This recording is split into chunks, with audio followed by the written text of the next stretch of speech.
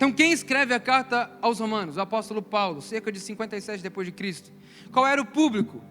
Os romanos, a igreja de Roma, a igreja a qual Paulo nunca conseguiu estar, mas ansiava de coração. Você consegue ver isso? Paulo escrevendo: eu quero muito estar com vocês, para compartilhar entre nós algum dom espiritual, para que eu e vocês possamos mutuamente ser edificados e ministrados pelo Espírito Santo. Isso você consegue encontrar em Romanos capítulo 1.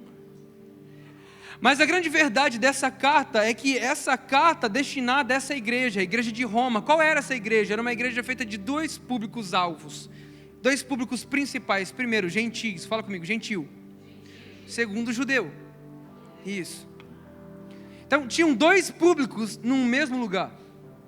Aqueles que tinham a revelação da Torá, do Pentateuco, do Velho Testamento, de todas as leis de Moisés, e muitos deles seguiam essas leis, mas se firmavam nelas como fonte de salvação, fonte de redenção. E a gente tinha aqueles que nunca tinham escutado falar da palavra, mas que, assim como os judeus, necessitavam da glória de Deus. Você está comigo aqui nessa manhã? Então, dado esse pequeno briefing para você aqui, eu quero trazer para você agora algumas realidades dessa carta. Qual era a finalidade dela? Trazer entendimento e ensinamento para esse povo, tanto judeu quanto gentil. Pastor, eu tenho dúvidas a respeito do evangelho. Romanos, vai para Romanos, você vai conseguir enxergar tudo. É literalmente como se fosse um beabá cristão, onde Paulo começa desde os princípios mais básicos e elementares da fé cristã até princípios mais complexos. Essa é a carta. O que essa carta fala, pastor? Pecado, salvação, graça, fé, retidão, justificação, santificação, redenção, morte e ressurreição. São temas específicos e evidentes da carta do apóstolo Paulo. Hoje a gente vai ter uma aula, amém, gente? Sorry, hoje o mestre vai entrar em ação. Fazia tempo que o mestre não ensinava a igreja, né? Agora o mestre hoje vai ensinar, amém? Eu amo quando eu posso ensinar, gente. Nossa! Então aparece aqui mais nos próximos 3 semanas, vai ser bem demais. Mas hoje eu quero falar para você, como eu disse, o tema da minha mensagem é o plano, a primeira mensagem dessa série de mensagens, e é óbvio que a gente vai começar por Romanos capítulo 1. Então se você está com a sua Bíblia, hoje é domingo, dia de... Então abre aí em Romanos capítulo 1, você vai achar. Pastor, aonde é Romanos? Agora ficou difícil, irmão. Agora você pegou mais ainda, né? Novo Testamento, vamos lá.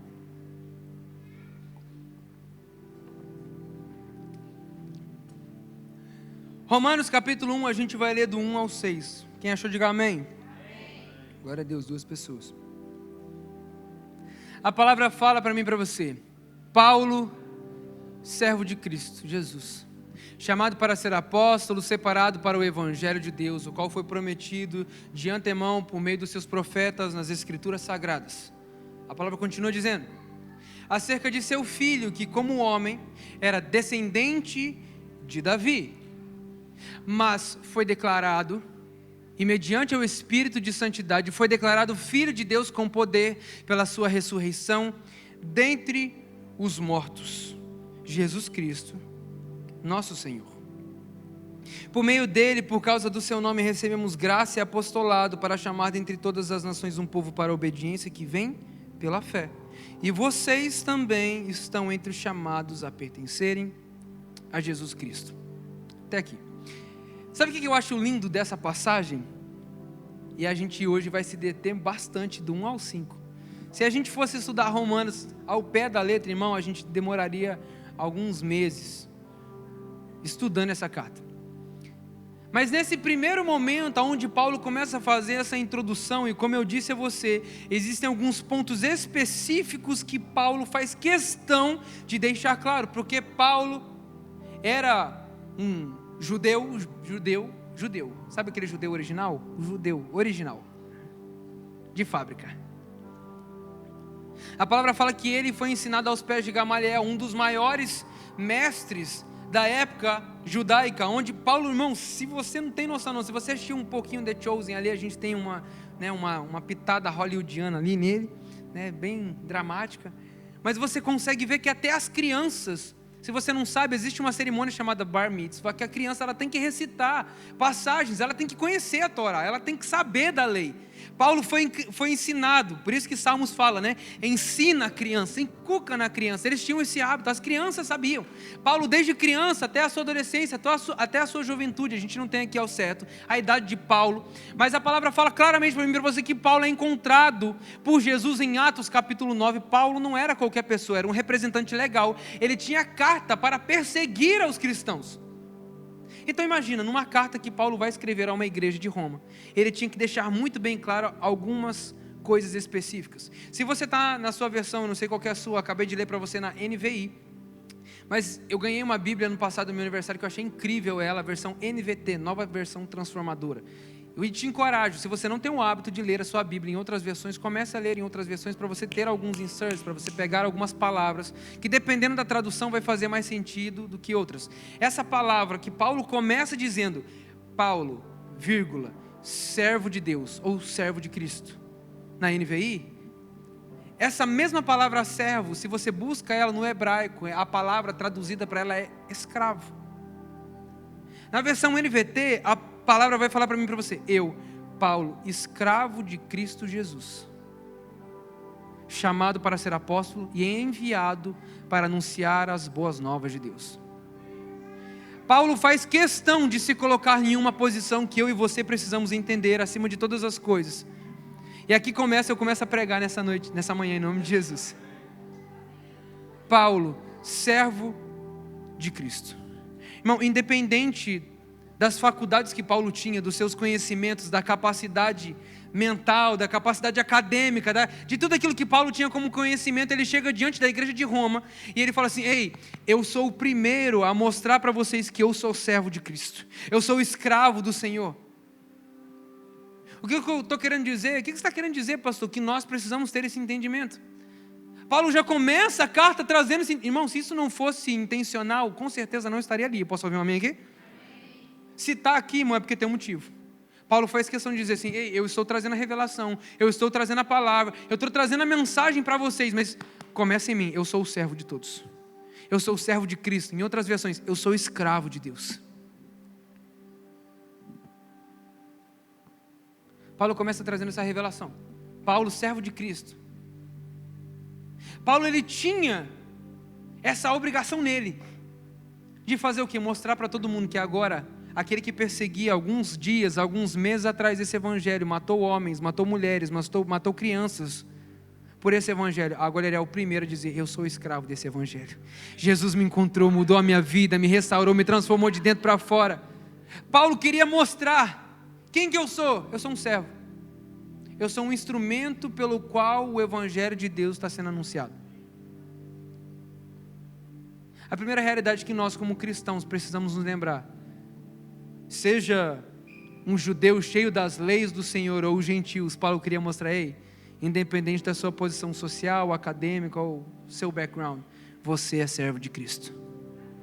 Vou falar de novo para ver se eu escuto pelo menos um amém aqui. Você é servo de Cristo. Eu sou o servo de Cristo.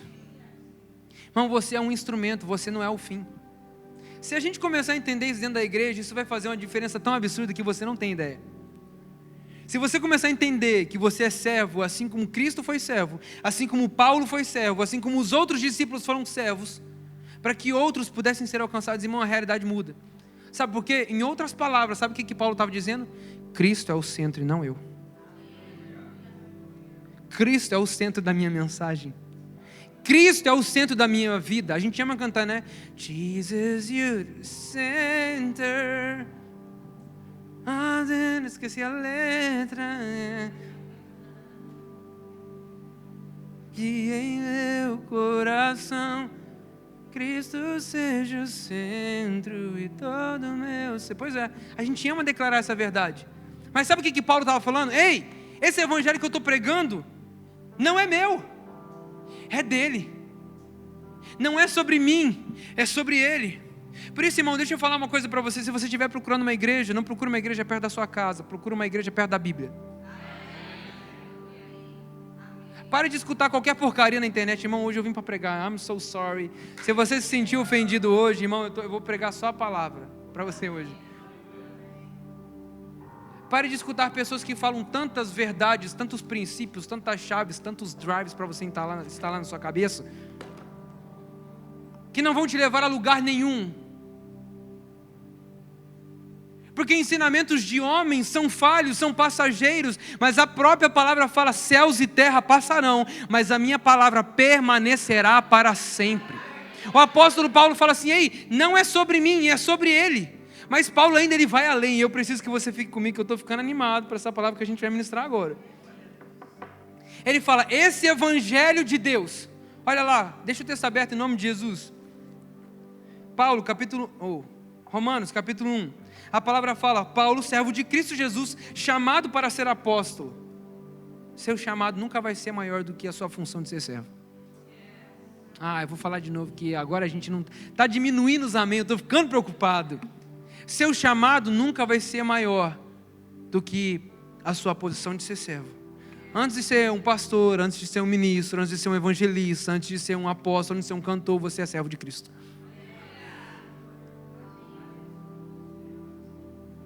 Paulo fala assim: ei, Paulo, servo de Cristo, chamado para ser apóstolo. Ele continua, em outras versões, como na NVT, chamado para anunciar as boas novas. Escreva essa carta, vou para a NVI. O qual foi prometido por ele de antemão por meio dos seus profetas nas escrituras sagradas. Sabe o que Paulo estava fazendo aqui, irmão? Eu estou só no capítulo 1, tentando sair do versículo 1. Sabe o que Paulo está falando? Esse evangelho não é de agora. A gente ama pregar o que está hypado. Deu novidade. Vamos pregar sobre isso. Vamos pregar sobre aquilo. Vamos falar sobre aquilo outro. Sabe o que Paulo estava falando? Ei, esse evangelho que eu estou pregando para vocês não é de agora. É o mesmo evangelho que está sendo ministrado desde o Velho Testamento. É o mesmo evangelho que está sendo ministrado pelos profetas do Senhor nas escrituras sagradas. Esse evangelho já está sendo ministrado, mas agora vocês receberam a revelação. O próprio Cristo fala: vocês receberiam o entendimento, revelação dessa glória. Paulo fala: ei, esse evangelho que vocês têm revelação, muitos buscavam saber qual era o tempo, qual era a época, o que ia acontecer. Paulo fala: vocês receberam. Você tem noção que muitos, né, eu vou trazer uma revelação incrível para você. Talvez você fica muito animado ao ver o Velho Testamento, Moisés batendo o cajado, o mar abrindo, aquelas coisas maravilhosas. Eu creio que nós viveremos nesses últimos dias sinais, maravilhas e prodígios. Você crê nisso, irmão? Eu creio em cego vendo, surdo ouvindo, aleijado andando. Eu creio nisso, a gente vai viver essa realidade. Mas no Velho Testamento a gente vê isso com mais frequência, sim ou não? E talvez você pode pensar assim: nossa, imagina como deveria ser para Moisés bater o cajado, o mar abrir, aquela coisa toda. Mas sabe o que talvez possa acontecer? Moisés chegar para você lá no céu e falar assim: Bruna, como é que era o próprio Deus habitando dentro de você? Como é que era ser templo do Espírito Santo? Como é que era ter Ele de manhã, de tarde, de noite, ministrando ao seu coração, te trazendo entendimento, te levando uma palavra, abrindo caminhos, te dando entendimento, trazendo revelação, ministrando através da sua palavra, você lendo, tendo o Novo Testamento, que coisa que eu não tinha. Como é que era isso?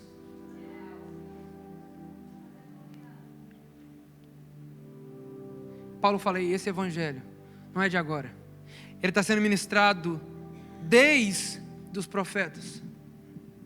Paulo tinha essa necessidade, porque eu não sei se você sabe, mas em Atos capítulo 9, como eu acabei de falar para você, Paulo, o perseguidor dos cristãos, quando recebe a revelação do evangelho, quando Cristo aparece para ele, ele se isola durante 3 anos. Sabe o que ele vai fazer? Ele volta lá no Velho Testamento, ele começa a ler tudo de novo. Só que agora é diferente, porque o Espírito Santo está ministrando a palavra para ele.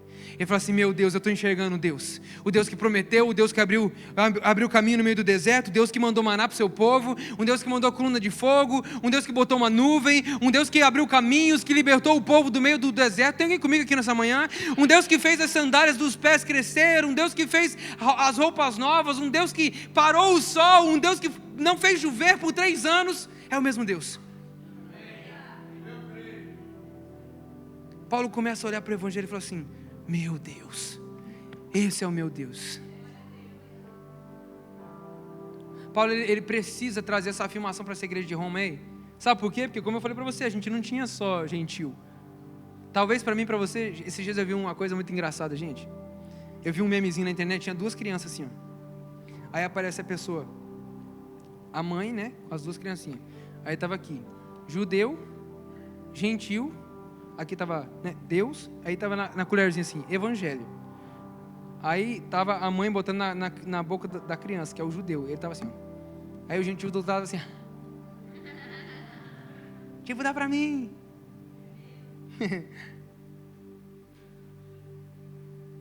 Talvez coisas simples para mim, para você, sejam o suficientes para te convencer.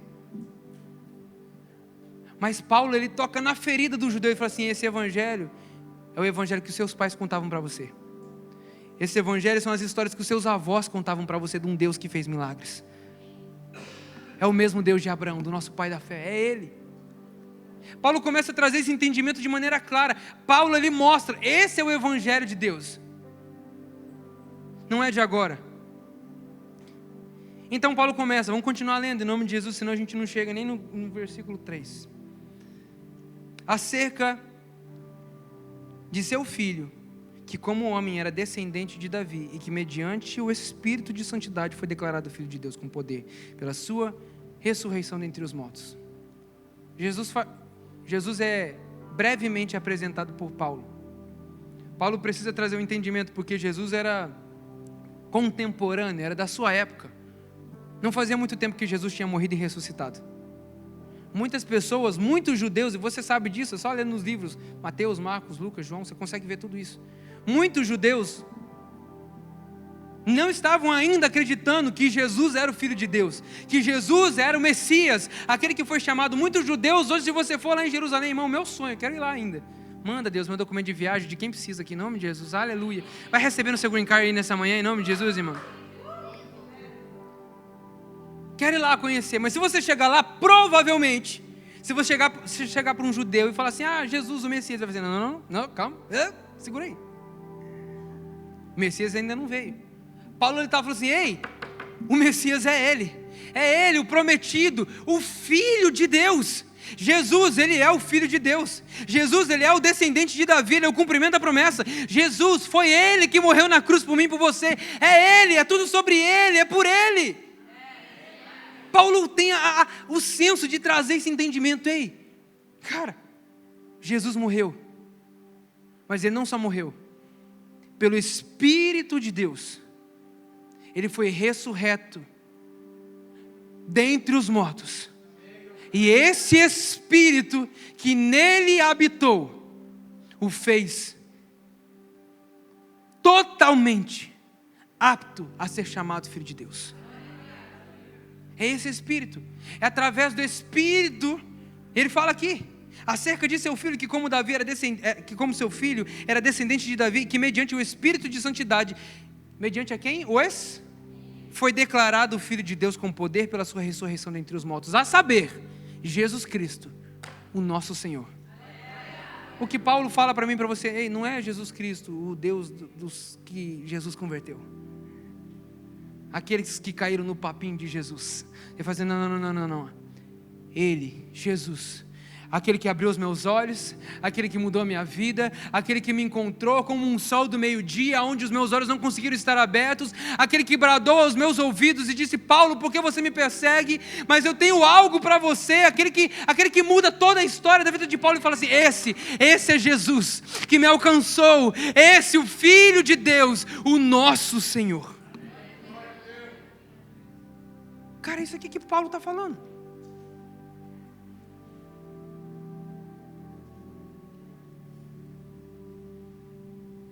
Paulo então apresenta Jesus. Paulo começa trazendo. A gente está hoje na nossa série Romanos. Para você que está vendo pela primeira vez, seja muito bem-vindo. É raro a gente ter momentos assim de ensinamentos. Normalmente a gente deixa para o carisma, mas eu senti a necessidade de ministrar a nossa igreja a respeito disso.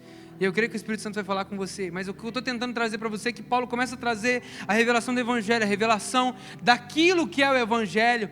Paulo começa a trazer princípios, pontos fundamentais. Pastor, eu já li esse texto tantas vezes, eu nunca enxerguei isso. Então começa a orar a palavra, irmão. Chega lá e fala: Deus, fala comigo, me faz enxergar isso aqui. A palavra fala então que Paulo apresenta Jesus. Esse é Jesus, o Filho de Deus, o descendente de Davi, aquele que cumpre a promessa, o prometido de Deus. o nosso Senhor. Mas eu preciso lembrar para você que Paulo começa dizendo que é algo. Paulo, servo de Cristo, chamado para ser apóstolo, para anunciar as boas novas de Deus. Paulo entende, eu sou um instrumento. Fala comigo, eu sou um instrumento. Olha para a pessoa que está do seu lado e fala assim, eu sou um instrumento. Paulo tinha esse entendimento, irmão. Eu sou um instrumento. Para fazer o quê? Anunciar as boas novas. Mas eu te pergunto, o que são as boas novas? O que são as boas novas? Para quem é as boas novas? Eu não sei se você sabe, mas Paulo é muito feliz, cara. Como Paulo é feliz nas cartas que ele escreve. Ele usava expressões que o povo ia entender na época. Então, vou te dar um exemplo. Quando César assumiu o governo de Roma, sabe o que ele fez? Enviou mensageiros das boas novas. Esses mensageiros saíam de cidade em cidade falando assim, ei, as boas novas são essas. O seu governador agora é César. É ele que é o seu governante. Essas são as boas novas. Ei, ele ia em outra cidade. Ei, as suas boas novas são essas. Ou seja, as boas notícias anunciavam, acho que você não pegou ainda, irmão. As boas notícias anunciavam um rei que estava assumindo e estabelecendo o seu reinado. Quando Paulo fala assim, ei, vocês são os mensageiros das boas novas. Em outras palavras, o que Paulo estava dizendo, e vocês foram promovidos. Não mais agora apenas receptores, mas aqueles que vão transmitir a mensagem das boas novas, assim como eu tenho recebido e estou ministrando a vocês. Vocês vão anunciar que Jesus está voltando, Ele morreu, Ele ressuscitou e o seu reino será estabelecido para sempre. Para sempre. Como mensageiros das boas novas, essa é a nossa missão. E Paulo deixa isso muito bem claro. Mas o que são as boas novas? Vamos entender o que a palavra fala, ainda no capítulo 1, em Romanos. Vá para o verso 16. Se essa palavra está falando com você, fala amém, irmão. Está preocupado já.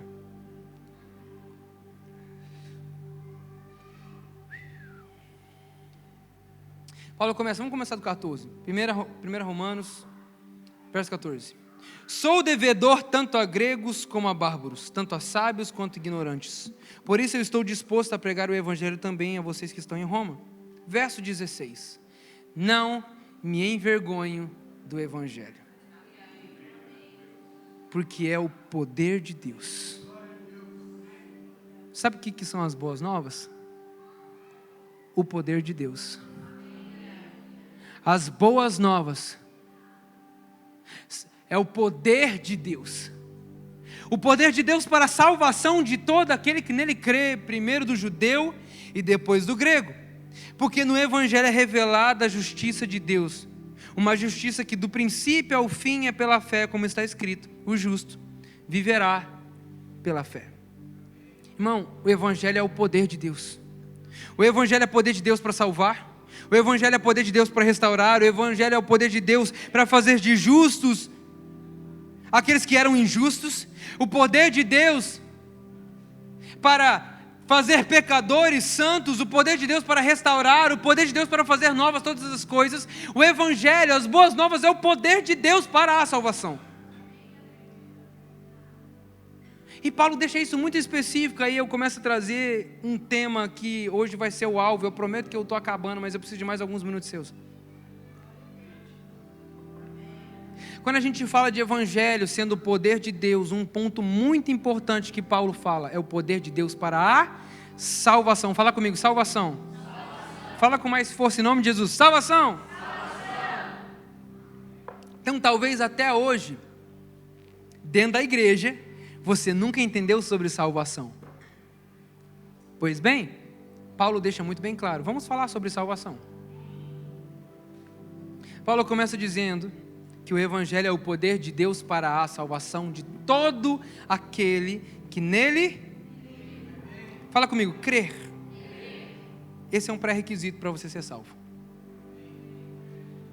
Se você não crer, logo você não pode ser salvo. Pastor, eu sou brasileiro, eu posso ser salvo? Parece ridículo hoje você ouvir isso. Mas para aquela época, a salvação era para o judeu. Então se você não é judeu, você não pode ser salvo. E Paulo começa a dizer assim, você não está entendendo. Jesus veio revelar a graça de Deus e a salvação é para todos. Glória a Deus, aleluia por isso, amém, irmão? A salvação é para mim, a salvação é para você, a salvação é para todos aqueles que ainda não encontraram Jesus nessa cidade. A salvação é para todos, é para o grego, é para o judeu, é para o alemão, são para as nações, e nós levaremos essa mensagem, esse evangelho, essa salvação é para você. Mas você precisa crer. Pré-requisito da salvação, ser bonito, pastor? Não. Ser alto? Não, senão também não ia entrar, irmão. Mas é crer. Salvação é acessada.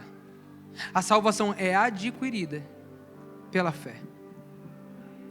O único pré-requisito que você precisa para ser salvo. Mas pastor, e aí começa a vir um monte de coisa, né? Mas a pessoa, mas é porque, não, mas olha, mas a vida dele, pastor, você não, não, mas pastor, eu passei a vida inteira na igreja, não,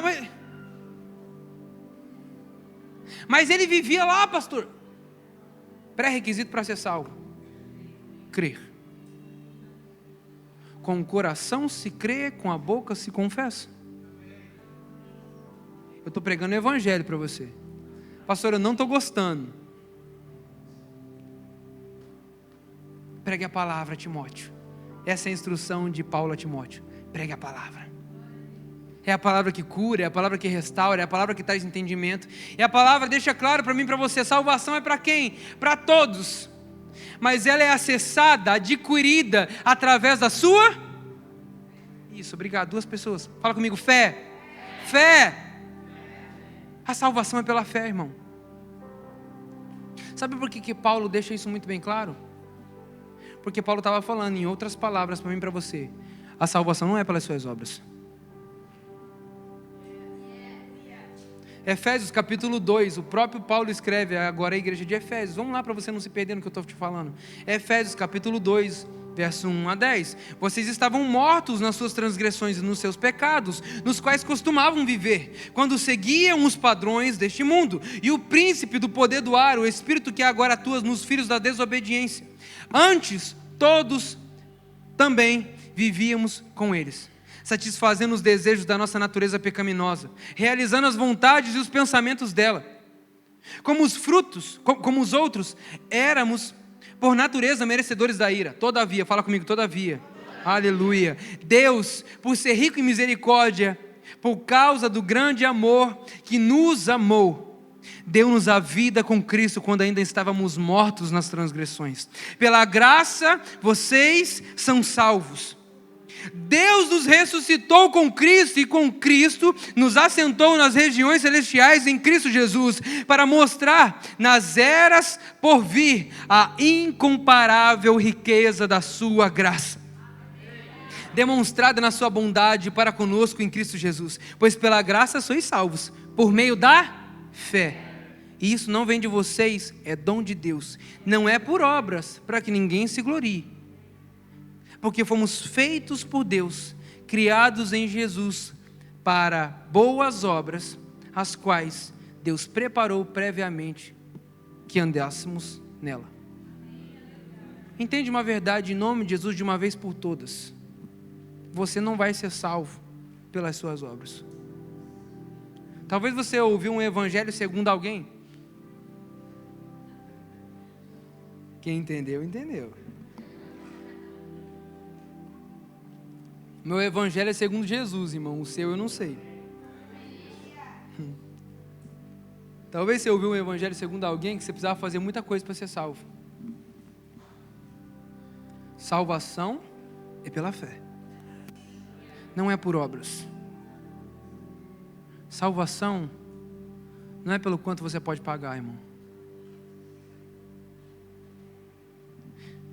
Por muitos anos, e agora eu não quero dar um nome em específico, mas eu vou chamar de Igreja Universal. E se você sabe que se chama Universal, também não é universal de outra coisa.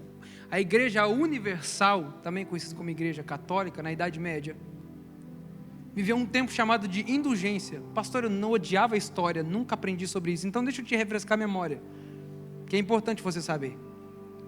Sabe o que acontecia? A pessoa chegava na igreja e falava assim: eu quero ser salvo. Aí sabe o que as pessoas faziam? Compravam um terreno no céu. E esses dias eu vi, cara, um vídeo e eu falei assim: não é possível que as pessoas estão fazendo isso. Tinha uns 2 irmãozinhos lá na live: compre o seu terreno no céu, 10 mil, né? Eu falei assim: quê? E tiraram uma foto do céu assim, fizeram assim, ó, sabe, igual loteamento assim, ó. Parece piada. Nos últimos dias virão muitos pregando alguns evangelhos, mas Paulo fala: o evangelho que eu estou pregando é o evangelho de Cristo. Não é o quanto você pode pagar, não é o quanto você pode fazer, mas é pela graça que te alcançou, é por esse favor imerecido que agora te faz justo, que agora te faz santo, que agora te faz livre. É esse evangelho. É esse evangelho. Por isso, irmão, deixa eu falar uma coisa para você de uma vez por todas. Eu prometo que eu estou acabando, mas eu não posso terminar a palavra aqui agora. Quem me dá mais 5 minutos aqui? Beleza, 15, já tem aqui. Salvação não é por obras, mas a salvação também não é comprada. Dízimos e ofertas não compram a sua salvação. Dízimos e ofertas são princípios. Se você não cumpre, que pena, você não vai viver promessa. Mas se você dizima e oferta, achando que vai ser mais bonitinho diante de Jesus, sorry, it's not gonna happen. Gastei agora, hein?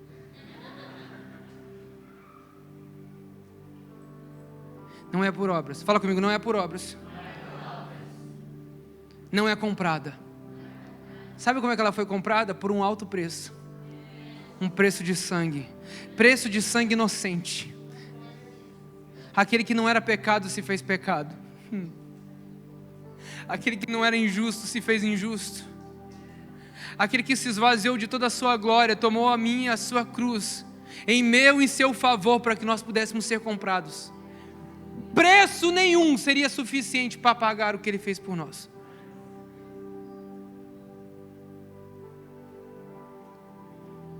Paulo fala: a salvação não é comprada. A salvação não é por obras. A salvação é para todos.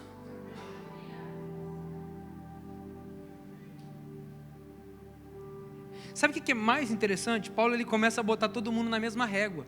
Porque lembra que eu falei para você que no começo a gente estava meio distante um do outro. O judeu ele estava mais santo, ele estava mais justo. O outro gentil, coitado, o que ele está fazendo recebendo o evangelho? Paulo fala assim: ei, todos podem acessar, glória a Deus, aleluia. Mas a grande realidade é que se todos acessam, todos são necessitados. Se todos acessam, todos são necessitados. Romanos capítulo 2. Meu Deus, nem acredito que eu consegui passar para o capítulo 2. Pastor, a gente vai até o 12 hoje? Não, calma. Romanos capítulo 2, do 18 ao 24. Se você conhece a vontade dele e prova que é superior. Estou falando com você de Romanos capítulo 2, verso 18. Você conhece. Vamos no verso 17 para ficar mais bonito ainda. Ora, você leva o nome de judeu, apoia-se na lei e orgulha-se em Deus. Verso 18. Você conhece a vontade de Deus e aprova o que é superior, porque é instruído pela lei. Você está convencido que é guia de cegos e luz para os que estão em trevas, instrutor de insensatos, mestre de crianças, porque tem na lei a expressão do conhecimento da verdade. E então, você que ensina aos outros, não ensina você mesmo? Você que prega contra o furto, furta? Você que diz que não se deve adulterar, adultera? Você que detesta ídolos, rouba-lhes os templos? Você que orgulha-se da lei, desonra a Deus desobedecendo a lei? Pois está escrito: o nome de Deus é blasfemado entre os gentios por causa de vocês. Em outras palavras, sabe o que Paulo está dizendo? Bonitão, a gente está no mesmo barco. A gente é carne. A gente é necessidade dessa graça. A gente precisa ser alcançado e redimido no Senhor. Fica de pé em nome de Jesus.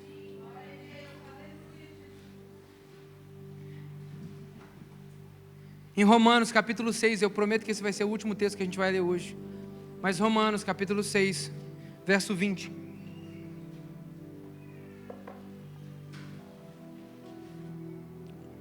Romanos 6, 20, a palavra fala: quando vocês eram escravos do pecado, quem achou, diga amém.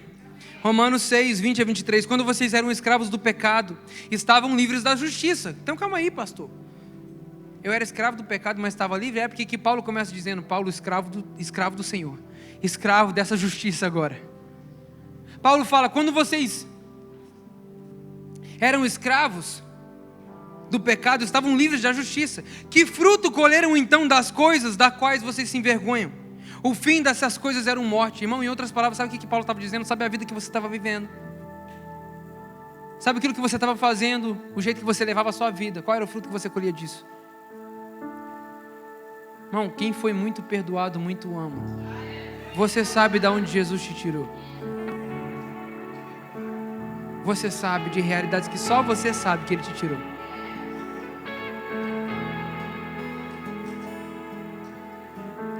Ele fala, que fim vocês escolheram? O fim dessas coisas era a morte. Agora, porém, que vocês foram libertos do pecado e se tornaram escravos de Deus.